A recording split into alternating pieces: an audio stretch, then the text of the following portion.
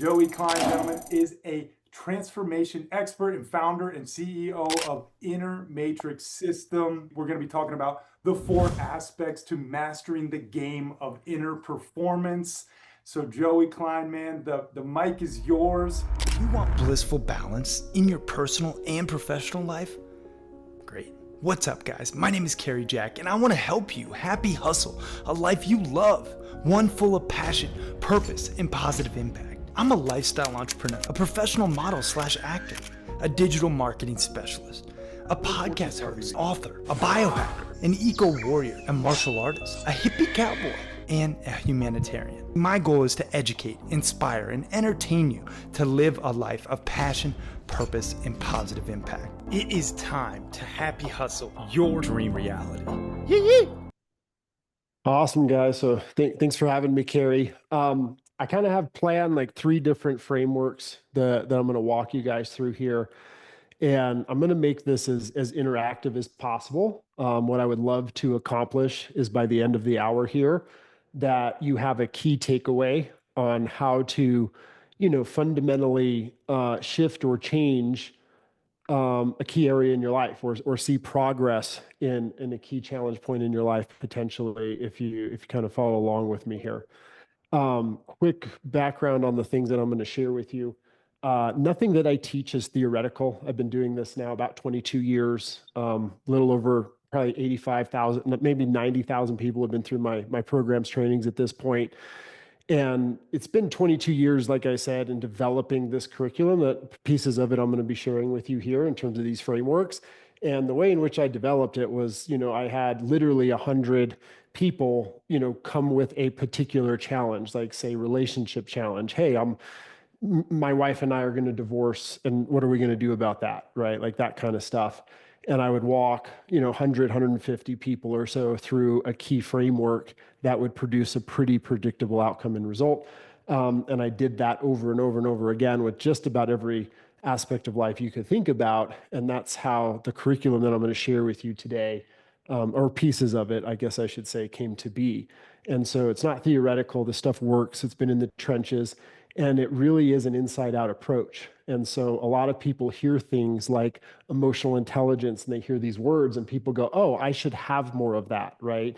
But like, if you've ever been to emotional intelligence training or one that a corporation put on or something like this, they talk about it, but they don't really show you what to do about it, or like how to do it, or what it actually means, right? It's just like, oh, I need to have this thing called emotional intelligence, but what in the world does that really mean? So we're going to break that down for you guys today and give you some ways to start actually training what I think of as emotional capacity as opposed to intelligence, and why this is probably the most important skill that you develop relative to where you are and your future outcomes results, not just inside career, but personal relationships as well. And so what I'm looking at is, like, you all have probably read books and heard about this idea of the unconscious self or unconscious mind dictating all of our choices, decisions, and actions in life that then translate to our outcomes.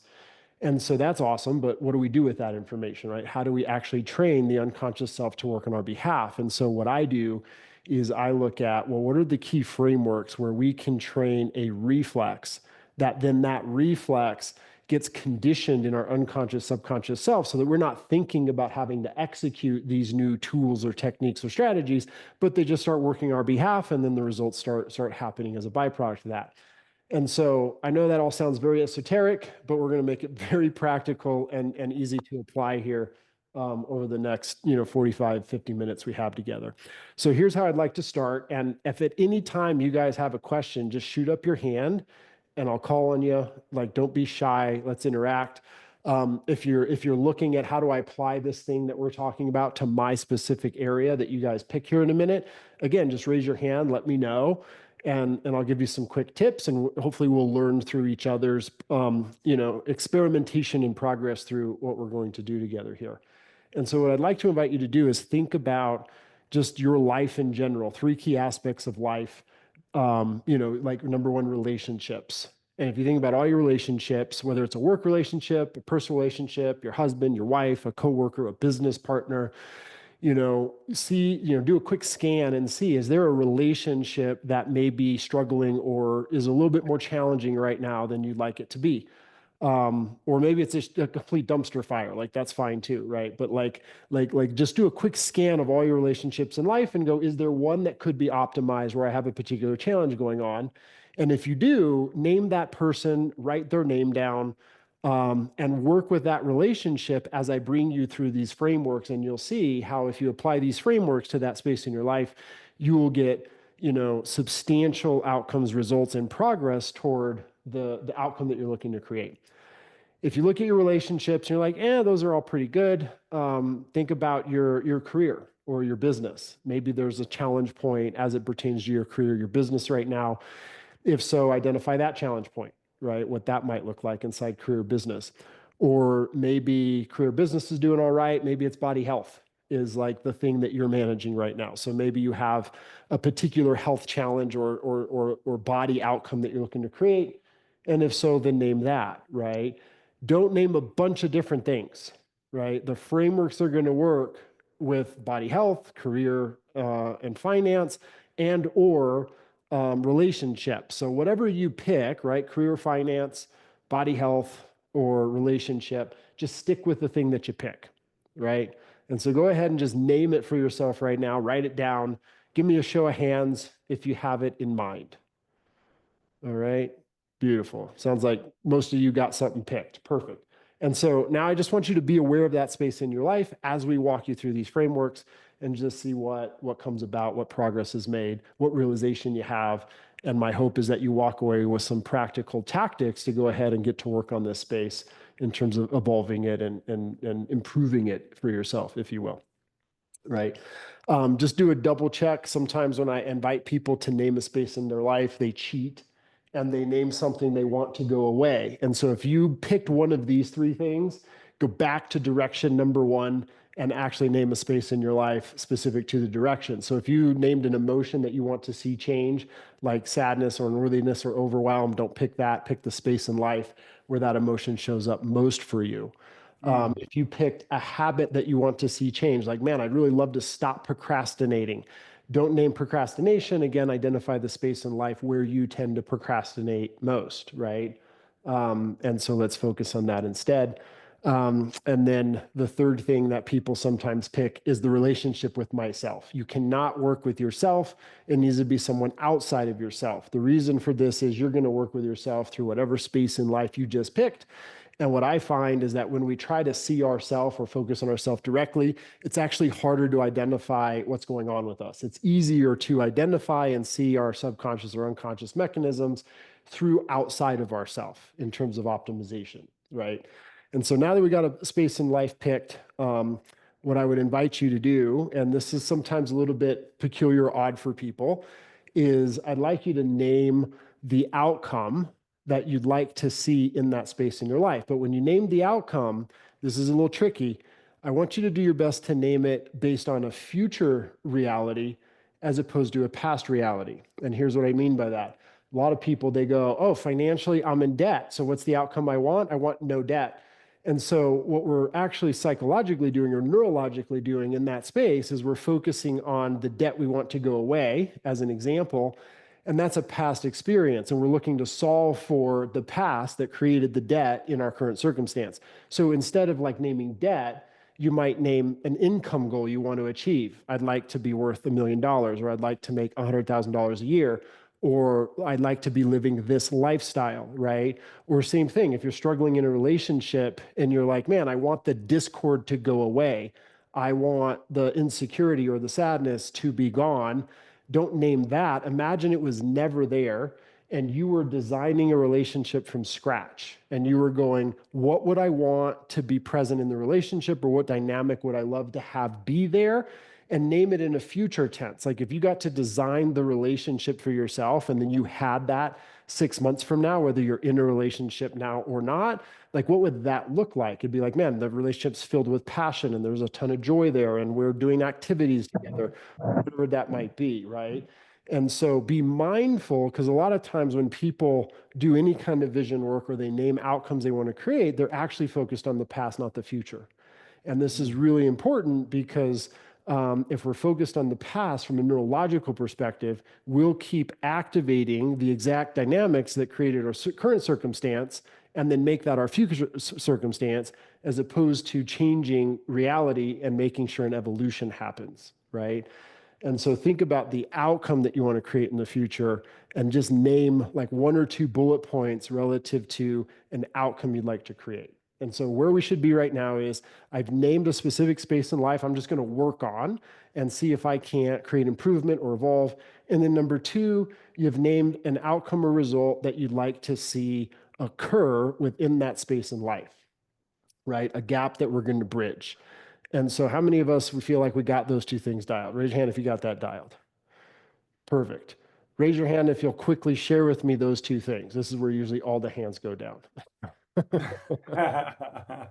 Mine, Anybody mine willing was, to just shout out, I'm going to work with X and the outcome I'd love to see is Y? Just a quick 5-10 second. yeah, mine was ease and comfort around my wife and excitement to share space together.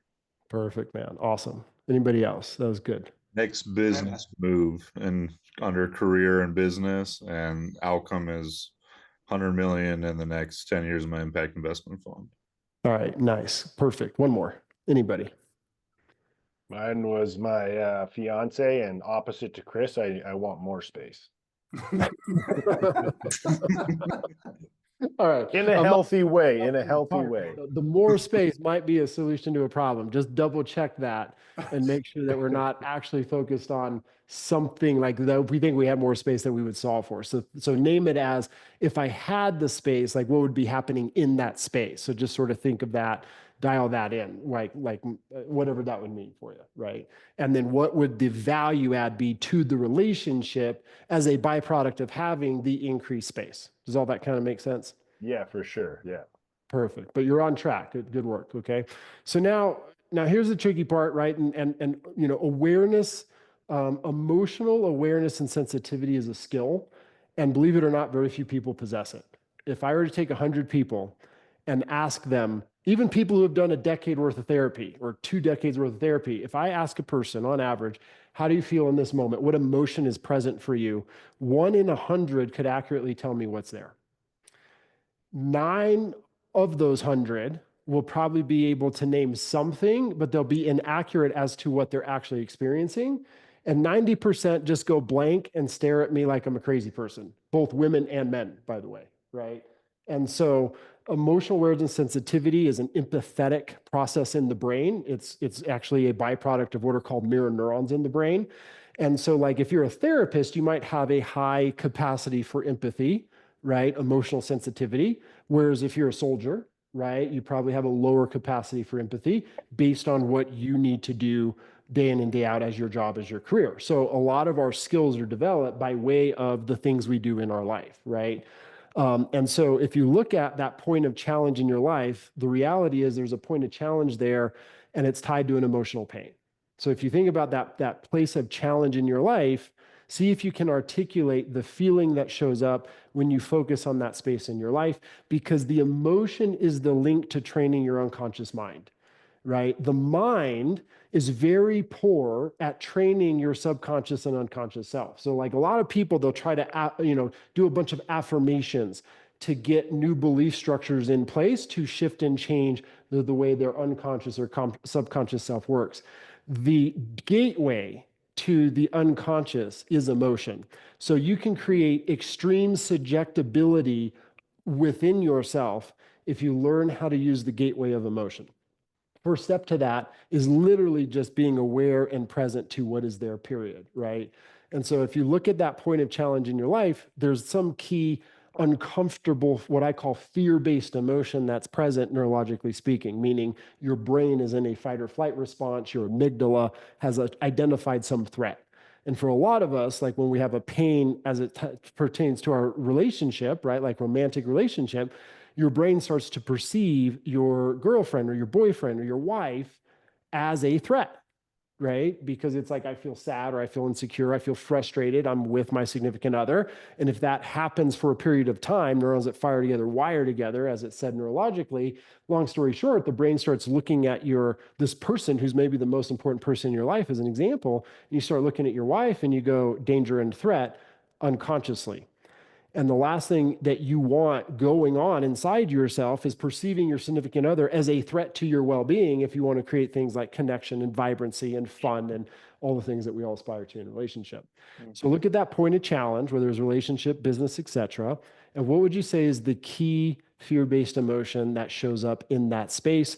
And if you're not quite sure what label to give it, like you have an uncomfortable feeling and you call it anxiety and it's actually sadness, like that's irrelevant. What's important is I'm connected to the experience.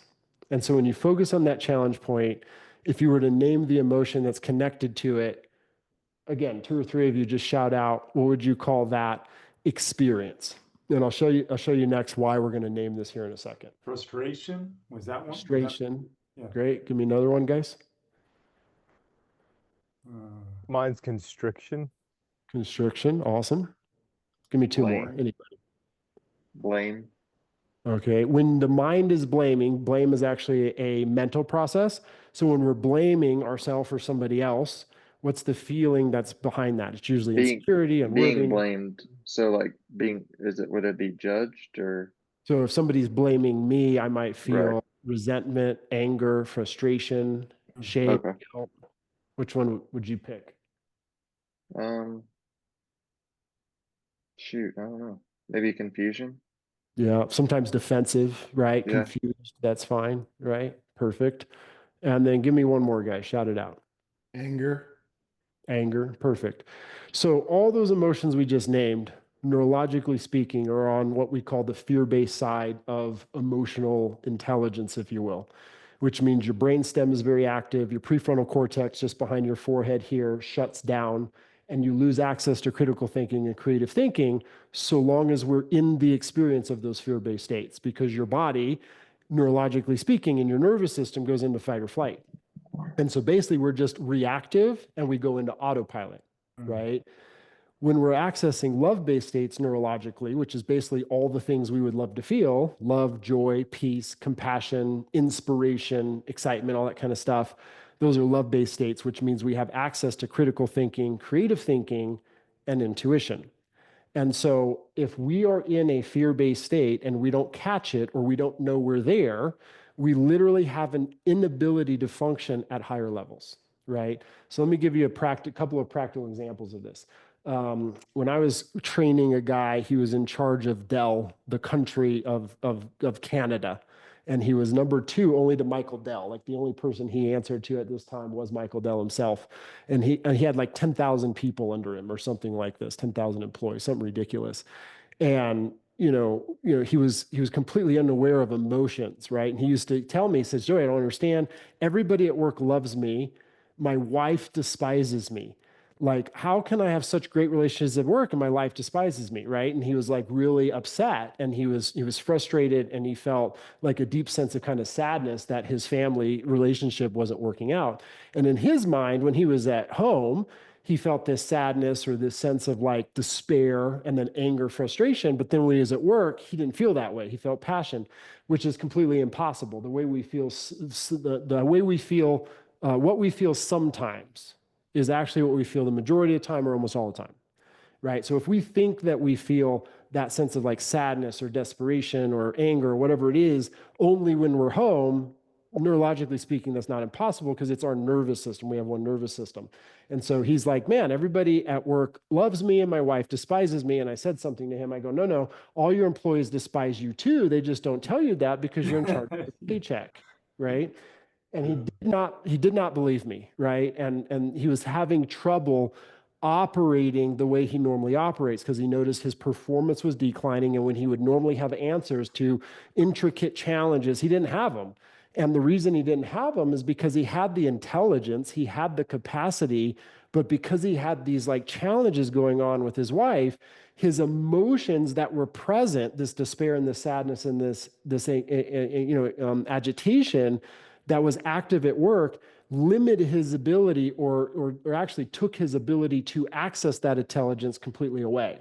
So we needed to figure out, how do we get this guy access to the intelligence in which he clearly has and the capacity in which he has? Because you don't get to a position like that if you don't have an extremely high intelligence, extremely high capacity, but he wasn't able to access and he kind of knew this. And so he had a secret, scout go on, and, people didn't know. He was like, they were like in the coffee room, in the break room, or at lunch asking in, kind of covertly, hey, what do you think about so-and-so? And he had him write a list of all the things the people said, but not attach it to any names. And he came back with like basically hate letter, right? Of all the terrible things that everybody thought about him. And there wasn't a single positive comment about him on the basically the document that got presented to him. And he comes back to his next session with me and he's like, Joey, you were right. Everybody hates me, just like my wife hates me. They just don't tell me about it, right? And so that was where we started working. We're like, okay, let's figure out how to get out of this emotion and get to a place where, you have compassion for your people and you can hold a place of inspiration at work. And these two things are going to change your reality. And we actually trained him to access it at home with his wife. And his relationship went from like they're going to divorce to thriving. But then it also translated, even though I didn't coach him on doing anything with his career, he just naturally started showing up with his employees differently because he was driving from a different emotional space, different intelligence neurologically, and they solved their problems. And he turned a lot of things around. And instead of firing, I think they were going to fire like 4,000 employees. They figured out how to keep almost all of them, like 90% of them they were able to keep, and they figured out the particular challenge that they were dealing with at hand. So I'm giving you this example because it's like extremely capable, but lose capacity when we're emotionally off center. Raise your hand if that's just making practical sense. And you've also experienced that in yourself, right? Yeah. And so my job, or what I get hired a lot to do when I work with like top performers like that, is like, hey, I want to perform at my best always, and I want to figure out how to access another level of performance. And every single time, the root starts with, well, where's our nervous system functioning? And that's why we need to develop emotional awareness and sensitivity, is so that we understand where we're at, right? And so what we're going to do now is we're going to kind of address 4 things, right? And so just be aware of that emotion that you're having, be aware of the situation you're looking to transform, connect for a moment to that outcome you want to create. And I'm going to have you ask yourself 4 questions.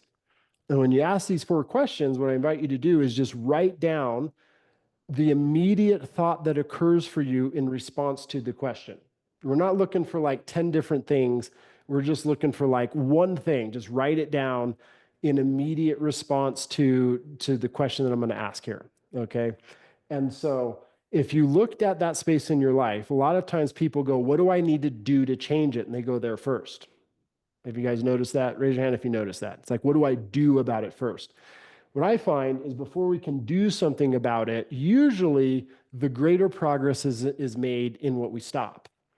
And so think about that space in your life. And when you think about that space in life you're working with, ask yourself the question, what's the thing I know I need to stop doing that would translate to progress toward that vision I want to create? And it might be external, like I need to stop speaking critically to the person in my life, or I need to stop playing video games or scrolling Facebook, and that would create more time for other things. But what I'm also looking for, even more importantly, is what are the internal mechanisms that we need to stop, right? Like when nobody's around and you are you with yourself, like are criticisms in the mind going on where you're just self-critical? Are thoughts of doubt going on? Are there just like negative ideas going on in your mind? Maybe it's an emotion we need to stop, like what you just named. Man, I need to figure a way out of this anxiety or this fear or this sadness because I don't function well when I'm feeling that. So maybe the thing we need to stop is feeling that way, right? And so first thing that occurs, you're going to just answer, hey, when I want to stop doing something, what is it? The thing that I need to stop doing to produce my outcome result? What's the first thing that comes to mind? You're just going to write that down. I'll give you 5-10 seconds to do that. What could I stop doing that if I did that, it would create positive momentum toward the outcome I want to create? And this is what I typically call our transformation or evolution framework. How do we evolve a space in our life? It'll come down to these 4 key things. Can I ask a question really quick, Joey? Yeah, throw it at me. Is it like I want to stop the negative self thinking or self thoughts or Yep. whatever. Is that Perfect. like, Yeah, that could be one. okay. Like the negative self-talk needs to stop in order to create progress toward what I want to create. That's a huge one, actually. Okay. Right. Matter of fact, in my opinion, it's more important to identify those inner mechanisms that we need to find a way to stop than it is like the actions or things we're doing in our life typically. Because if we stop the inner mechanisms, the outer mechanisms change. But if you name something external, I need to stop drinking as so much alcohol or something, that's fine too. Whoa, whoa, whoa. Apologies for interrupting your programming, but I have to tell you, the best investment you can make in yourself is one in which helps you acquire skills. You've probably heard people talk about, oh, just invest in yourself and you'll be successful. Yes, that's true to a degree, but you have to invest in skills that will ultimately help you achieve your desired results. And I think one of the best skills one can possess, be it an entrepreneur or an aspiring entrepreneur, is the sales sword. Really knowing how to sell, utilizing pressure-free persuasion, which will make you more money and more impact. Now, if you want to know how to sell more efficiently and effectively, I just launched a sales course called The Proven Roadmap Process to Selling Millions of Dollars and helping you to increase your conversions guaranteed.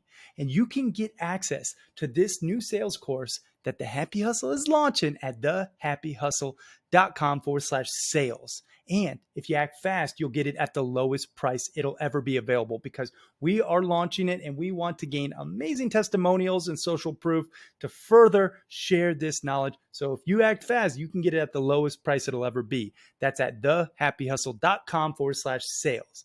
Now let's get back to this episode. Everybody got the idea? Any other questions?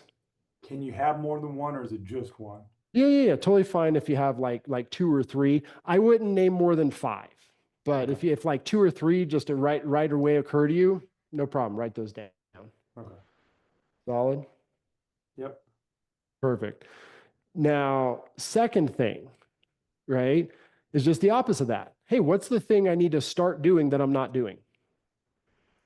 This is a little bit of an intuitive exercise. It's like focus on the outcome that you want to create, and then ask yourself, what's the thing I could start doing that if I did it consistently with regularity, that it would move me toward that outcome? And again, it could be affirmative thinking. It could be being positive in my mind, positive thinking. It could be access love-based states, access more inspiration. It could be complimentary and encouraging toward my significant other. It could be work out every day. Like, it could be a variety of different things, but just sort of see where your mind goes and answer the question, what's the thing I could start doing that I'm not currently doing that would move me toward my outcome?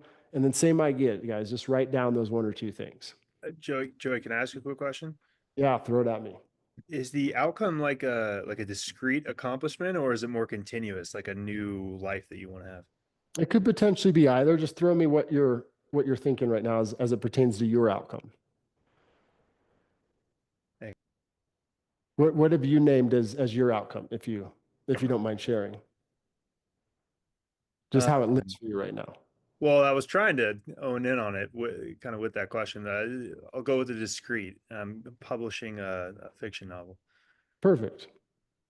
Yeah, so just think about that and go, man, what's the action I could take toward accomplishing that? New thing I could be doing that I'm not currently doing that would produce that result.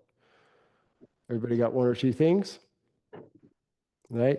And then these other 2 are more like commitments to a way of being, more so than questions. But you're going to name how you're going to start applying this, which is number 1 is prioritize vision first. So if you just write that down, I'll go ahead and explain what that means. Prioritize vision first. And so if we pay attention to energy as attention, and you were to document where your attention goes throughout the day, where the mind's attention goes throughout the day, most people will notice that 90% of the time, your attention is not on the outcomes you want to produce, and we prioritize something other than the things we say we want, right? It's an unconscious mechanism. So what we want to do, vision first, is, hey, I'm going to connect to vision first thing when I start the day. It could just be 10 seconds, guys. It doesn't need to be like a 30-minute event, but like 10 seconds a day, first thing in the morning, just acknowledge the outcome you want to create. 10 seconds at night, acknowledge that which you want to create. And then what you want to do is work in throughout the day as you're kind of going through your day. You want to start just working in the question, what would align with the outcome I say I want to create right now? And if you can just work that into your day, the key thing that you're looking to create progress on, hey, what can I do that's going to move me toward that outcome right before you make a choice, right before you make a decision, right before you do something, right? Just make it a way of being. What you'll notice is your mind will start to learn to prioritize action toward vision as opposed to action driven by emotional impulse. So another way to think about this, what this question does is if you throughout the day ask yourself, hey, how do I create connection with my wife? Hey, how do I move toward, closing that business deal and increasing income by X? If you just learn to ask the question throughout the day, what you'll teach your mind and your unconscious self is to prioritize that outcome. And so when emotional strings are pulled, where it's like, man, I'd rather do nothing today, or I'd rather scroll Facebook, or I'd rather do whatever it is that comes up, your mind's going to learn to prioritize the outcome over emotional pleasure. Does everybody get that idea? Because unconscious, what drives us in different directions is emotions tied to things other than what would move us toward our outcome results. So the way we counteract that is by asking that question. Any questions there, guys? Is that making sense? And this is why it's important to name the outcome as vision as opposed to past or current circumstance. Throw it at me, Kerry. Well, I'm just going to highlight that golden nugget because, gentlemen, if you missed that, that was profound. And that is really prioritizing the vision first, then asking the question, training your subconscious brain to look for the solution in every given moment in your reality. It's meta, sure. We're talking layers deep here, gentlemen, so you got to stick with it. But it's profound if you actually start to do that. So I just wanted to highlight that, Joey. Keep going. Yeah, perfect. And here's the neurology behind it, guys. If you tell your mind what to prioritize, it will prioritize that. If you don't tell the mind what to prioritize, the mind is going to prioritize just base pain and pleasure, right? Quote unquote, fear, love, which then comes to our unconscious emotional levers or mechanisms, right? And so the way we sort of train the mind to start thinking on our behalf is we got to give it context for decision making. And in the absence of context for decision making, it's going to leverage the context of the past for decision making, which is not great for creating a different outcome in the future. Solid? All right. Fourth thing, and this is like a little bit of we got to learn a new relationship with emotion. And it's just simply called like, hey, be aware of fear and act toward vision despite the fear, right? Be aware of fear, execute despite the fear. And here's what that means is when you're actually moving toward a new outcome or result in your life, whether it's in your relationships, whether it's business or money, whether it's, health and vitality, your nervous system has a negative bias to new action, even when it's good for us, right? Because your nervous system just cares about base threat. Like, hey, am I safe here? It cares about survival. That's it. It doesn't want you to thrive. It doesn't really prioritize thriving. It doesn't care about new, better outcomes. It just cares about, can I live another day? And so what happens is like all of us know, like if we're not currently doing this, that working out every day would be good for our health and something we should do and it better the quality of our life. But if you're not doing that, when you go to the gym, your mind and your emotions are going to come up with 100 reasons why you shouldn't do that, because it's going to prioritize status quo, right? Like when I train entrepreneurs, they're always like, Joey, I don't have time for my health, right? That's a big thing that comes up for them. They're like, I don't have time to work out. I don't think you understand how busy my schedule is. I've got $500, $1 million in assets under management, and I got this team that I'm running and all this kind of stuff. And it's like, great. Well, with no body and no place to live, your business isn't going to matter, right? And so they have all these reasons why they shouldn't do it or why they can't do it. And when they go exercise during the day and literally just start with 20 minutes of movement prioritized for them only, they feel anxious. They feel the emotions of like, I'm doing something wrong come up. The world's going to collapse and fall apart, which is none of that's true. But the nervous system, when we take new action, isn't accustomed to it. It hasn't normalized it yet. So it's not going to feel good about it until it does. And so what we want to do is learn to recognize fear as that sign of forward momentum. And this is key for true evolution, is to learn to read or interact with emotions and communication differently, where it's like that sense of anxiety that shows up, or that sense of overwhelm that shows up, or for some people, it's like panic that shows up relative to I'm taking new action towards something different. We need to learn to acknowledge that that's there and go, oh, this is a good sign. I'm on track with the execution, and be able to act despite the fear. Any questions on that piece? Does that make sense, guys? Sounds so easy.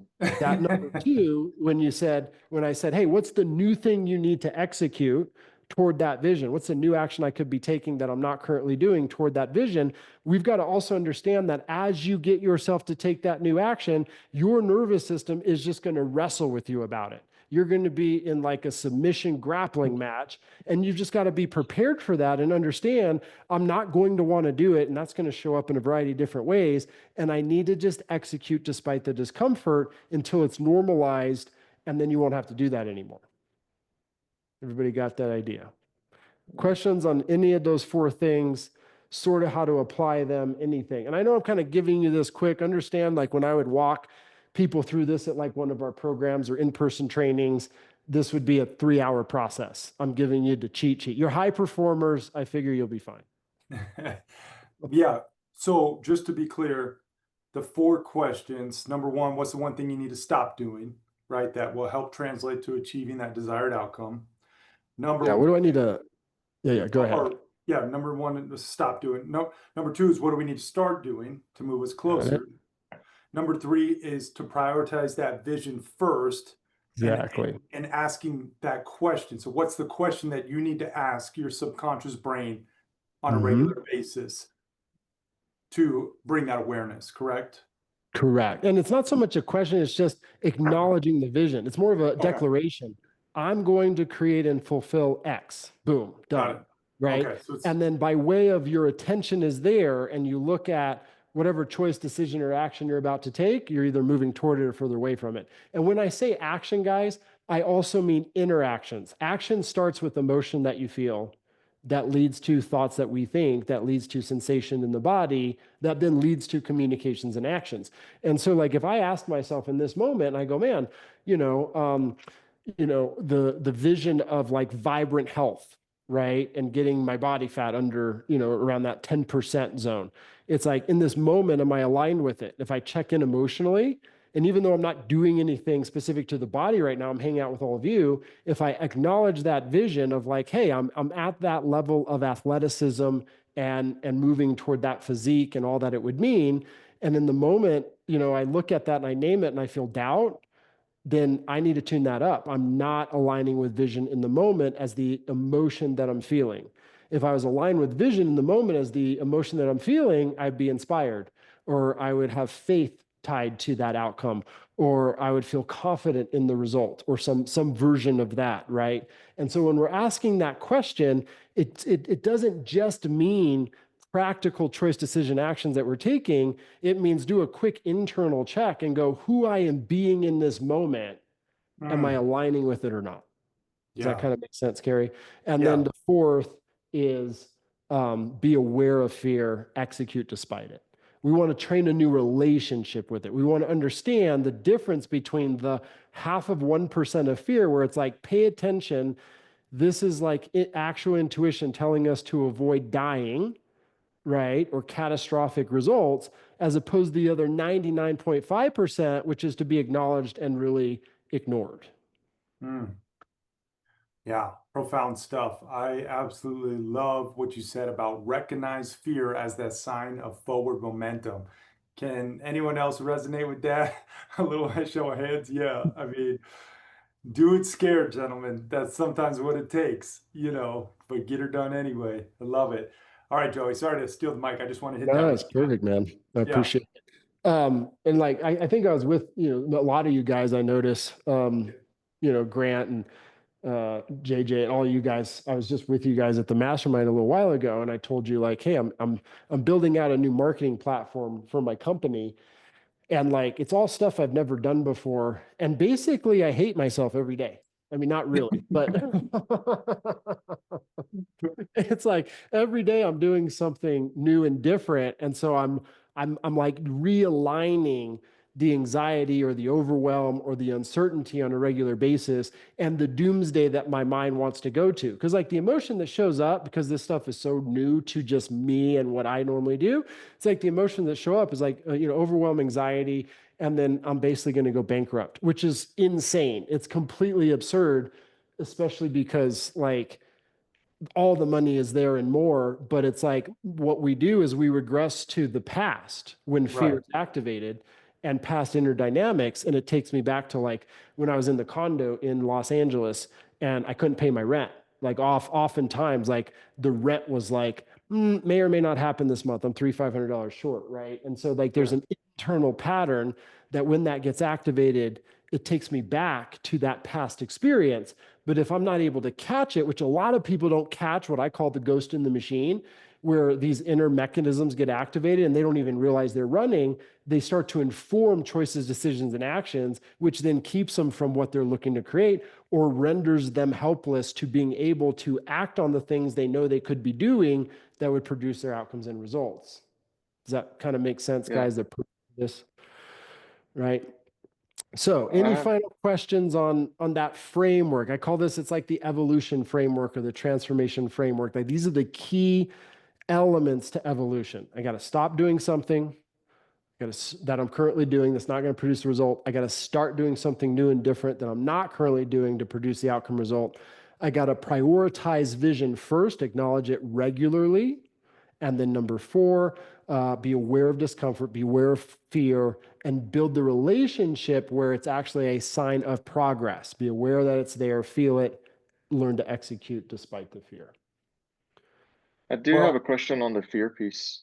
Okay, go ahead. Yeah, well, just before we get into questions, I just want to make sure everyone gets Joey's website. I just put it in the chat, joeyklein.com. He has his new book that just came out, phenomenal book, Relationship Alchemy, as well as The Inner Matrix, leveraging the art and science of personal mastery to create real life results. So if you guys want to go deeper in this stuff, the books are a great touch point, but I just want to personally shout you out, Joey. Again, I go to sleep listening to Joey's voice these days. It's a little creepy to say that, but that's where I do my inner training. So he has this app. I think, would you spend like $3-4 mil on this app, Joey? You told me. It's insane, and it just eats more money all the time, basically. Yeah, the gift that keeps giving. So he's got this app, gentlemen. I know, some of you guys want to go deeper on this, so that's why I'm sharing it. It has all his coursework, all his trainings, all his stuff, and it's been, like I said, a great practice and then an addition to my night routine, because right before bed I'm programming my subconscious. So I just wanted to shout that out. And I am going to Joey's conference. He does these trainings in person. He's got one coming up in Denver next month in July. If anyone wants to come with me, I don't know if there's spots, Joey, but maybe we could we'll share it out in the email blast to all the guys if I could, the dates. Do they have to sign up like for something else? Yeah. Shoot the dates and I'll get you Amy's info so that we can get everybody that special pricing. Normally like $2,000, but like we can get everybody in for like $497 if they want to come. Heck yeah. There we go. So Yeah, maybe if enough people go, we'll all just party at Joey's house because he's got a big ass house, and I'll bring the keg. So we can plan a Sunday night dinner if you want or something. Why not?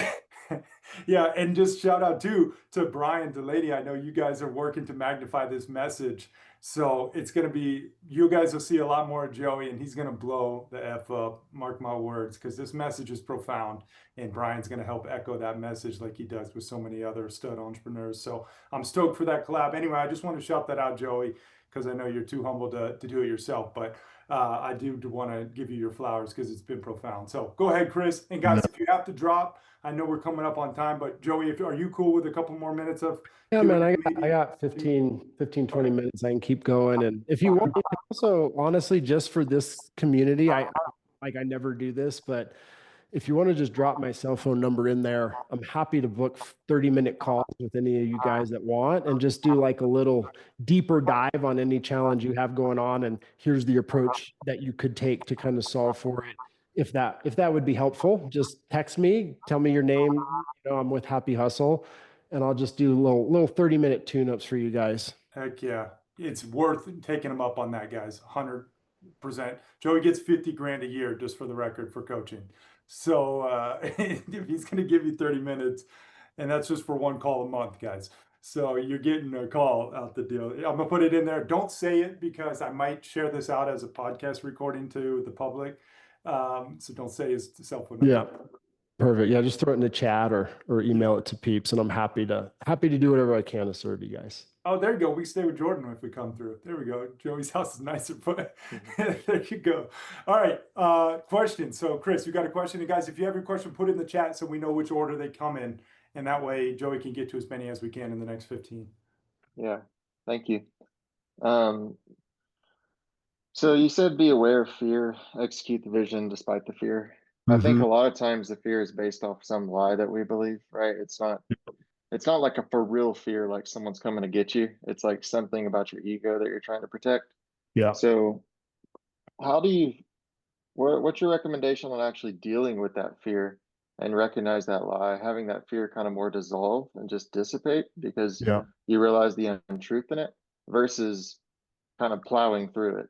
Is it a balance? Is it on or off? Like, I don't know what's the kind of line that you walk there? Yeah. So there's three steps, right? Acknowledge, stop, and start. And here's what I mean by that. When fear, just like you're kind of talking toward, when fear shows up, fear is never relative to the circumstances that are happening, right? So let me say that one more time, just so we kind of grab that. Fear, as we experience it, is never relative to the circumstances that are currently happening in our life. So like, no matter what the fear is, if I go, man, I'm afraid I'm going to lose my money, that is not a fear based on current circumstance, because I probably didn't lose my money. And even if I did lose my money, I probably feel okay, like I'm healthy and all right. And it's not actually a future fear. The reason the fear is there in the first place is because I had some experience of losing my fear in the past.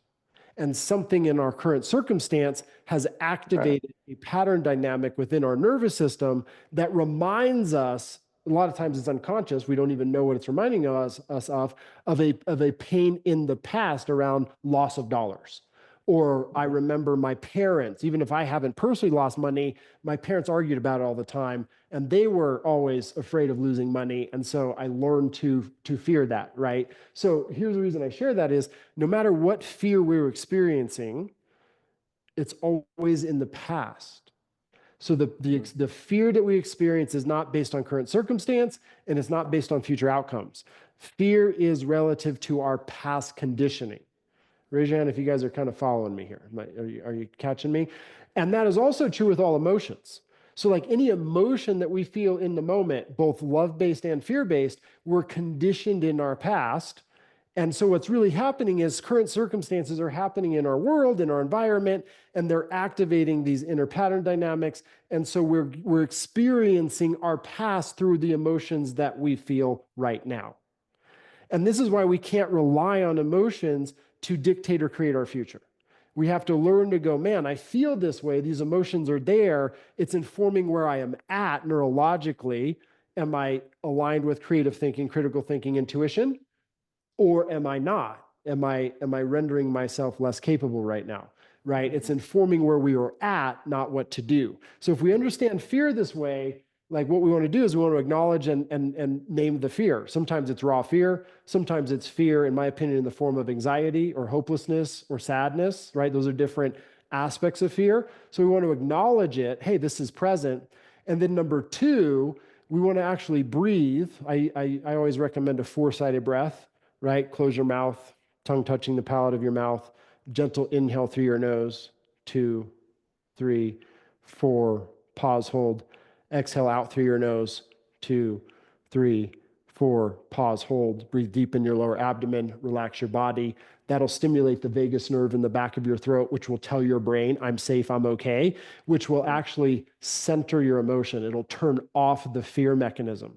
Then when you feel a little bit of peace or you feel sort of calm and centered, now we want to take that third step, which is execute what's necessary moving toward our vision, turn on the emotion that's going to be supportive for that, such as inspiration or love or joy or connection. And we have frameworks to help you get better at all those things. But like for me, the way I train people to manage fear, especially high performers, because I work with like a lot of pro athletes, right? Where it's like they have fear show up or uncertainty or doubt. And they're, like one of the recent guys I was working with is in the NFL.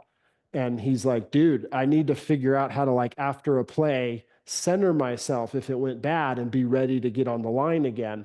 And so like the framework I just gave you is literally the framework that I give pro athletes, where it's like, man, take a moment, pause, because where's their mind go when they're afraid in that sense? Their mind is going to the play that just happened, which is the past and how it didn't go well. And then the mind will start going to all the times they messed up at different games or during the season or when they were 8. And so you're like, man, we need to learn to control that nervous system redirect. So manage the emotion directly as opposed to trying to think your way out of it. That's the big mistake people make, is they don't manage fear directly. They overthink it and they try to engage a mental process, and then we get lost. Is that helpful? Is this making sense? Yeah, it's really interesting. I appreciate Right. that. Because if you can shift the emotion, then you can shift your action. Because if you look at anything that you do prior to executing it, working out every day, there's an emotional dynamic going on, which is lining up, which is having you do it. If you look at anything you don't do or you resist, it's the same thing. There's an emotional dynamic going on prior to execution, and then we don't do it. So if we can learn to see those inner dynamics and then take the step to actually recondition them so that they're aligned with the actions we need to take and the results we want to create, this then just happens like almost automatically as a reflex. That's really cool. Thank you for laying all that out. Yeah, absolutely. Profound stuff. Blazer, you got a question you want to ask Joey? Yeah, sure. I recently had a crazy experience. I don't want to go too deep into it, but I basically had like a ego death, like almost like a rebirth. I went really, and it was a very spiritual experience. I felt like God took the veil off my eyes and showed me where I was headed, and like what hell would be like if I don't perfect and change some of my ways. And when I came out of it, I had no sense of self, and I'm still kind of in that place where all the things that I had done, I was basically chasing and feeding my ego, trying to spend time. The time I was spending was not in the right ways. And so now that that's gone, there's kind of like this emptiness or lack of direction kind of. And I know it's a place where I can learn and grow, but have you ever dealt with that or experienced that or have any insight on that?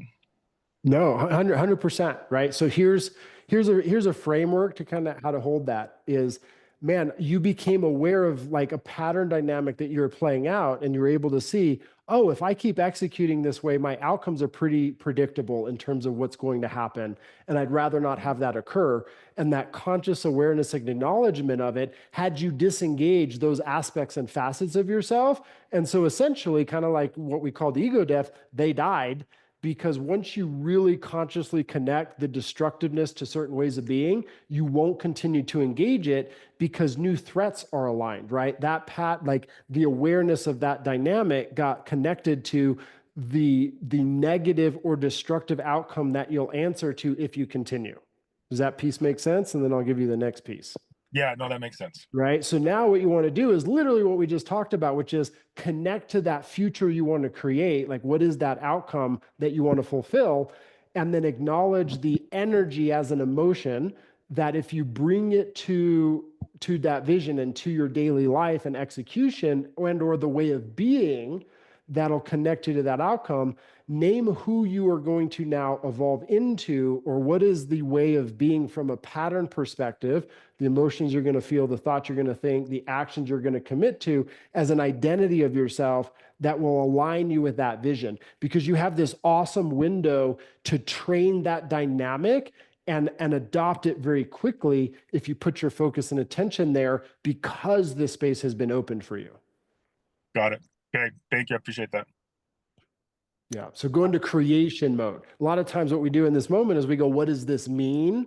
As opposed to what does it mean? Go, who do I choose to become? What must I do such that I'm going to be the person I want to be and that I'll create the outcome that I want to create, and start to sort of, name the identity you're going to take on as a way to replace what is gone or has gone away, has been lost.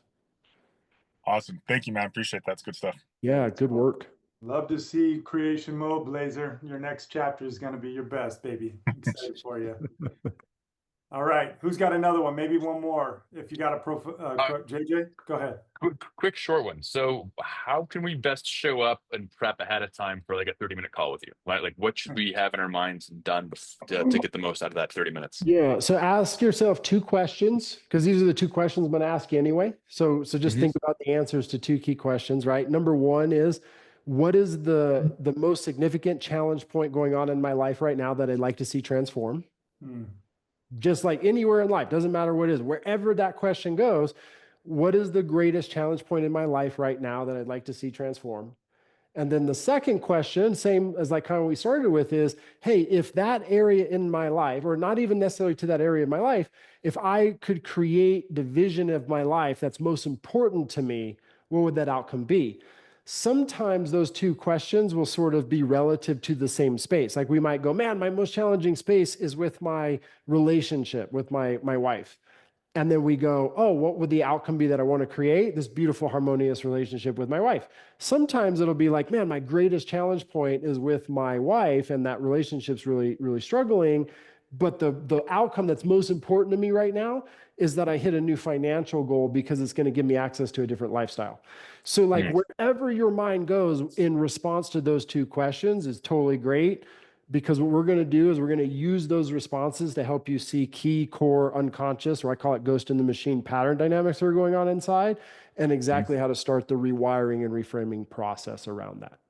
And if I can be of support along your journey, I'll show you how we can do that. And, or if I'm not the person to do it, because sometimes, I connect with people and like what they really need is outside my scope, I can always refer you to something that'll support and help is the goal. Okay. Thanks. Absolutely, guys. Love it. Good stuff, guys. All right.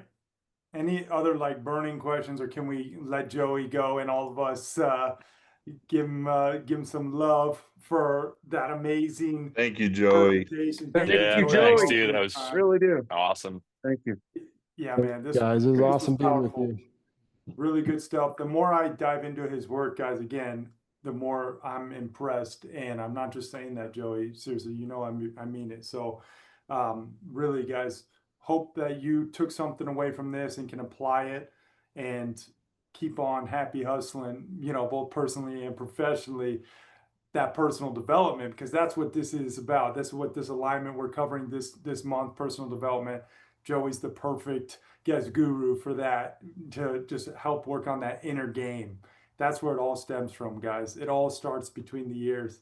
And so this is the kind of stuff that changes it for us to create our dream reality. So Joey, grateful for you, brother. Thankful for all you all. And that's it. Have a blessed day. Keep on happy hustling. All right. Peace and love, gentlemen.